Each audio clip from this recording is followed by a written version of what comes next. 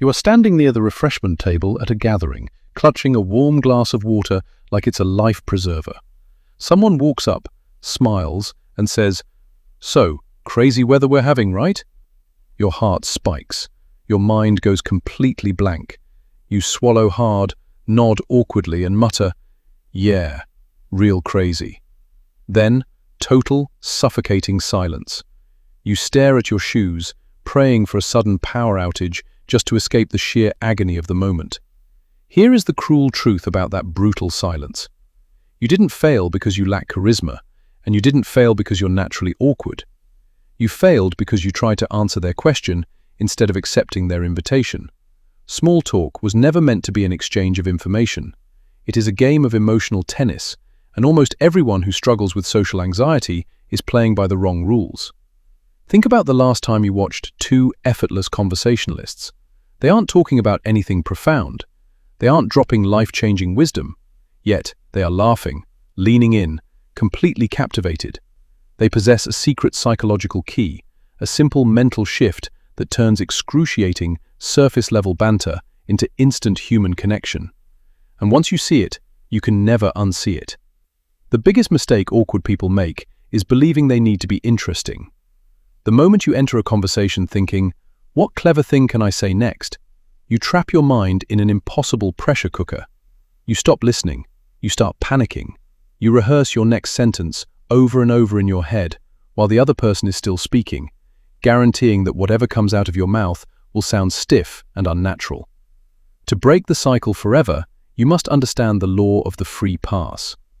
When someone asks you a boring, generic question like, "How was your weekend?" they aren't looking for an itinerary. They are giving you a free pass to share a micro-story. If you answer, "It was good, just relaxed," the conversation dies instantly. You just threw a lead ball across the net. Instead, drop a single crumb of human experience. Say, "It was great. I attempted to bake sourdough for the first time and accidentally nearly set off my fire alarm." Notice what just happened. You gave them 3 different hooks to grab onto: baking, failure, or chaos. You gave them permission to relate to you. But what if they throw you a boring ball? What if they just say, "Work is fine"? This is where most people panic and let the dialogue collapse. Instead, use the mirror and flip technique. Don't probe deeper into the boring topic. Pivot to the emotion underneath it. Ask, "What's the one thing keeping you sane through it all right now?" Suddenly, the room shifts. You have bypassed the mundane surface layer and tapped straight into their actual internal world, without ever coming across as pushy or intense. There is a hidden psychological reality to human connection.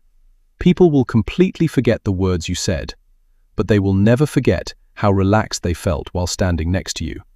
Social awkwardness isn't a permanent personality trait. It is simply the sound of your internal critic talking louder than the person standing right in front of you. The minute you turn down the volume on your self-judgment and turn up your curiosity about the human being 3 feet away, the awkwardness vanishes.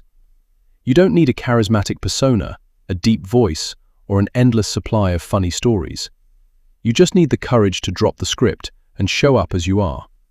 Which part of small talk has always felt the hardest for you? Starting the conversation or keeping it going? Drop your thoughts in the comments below, because your story might be the exact insight someone else needs to read today. And if this changed how you view your next conversation, subscribe to join a community that values deep, authentic human connection over superficial noise.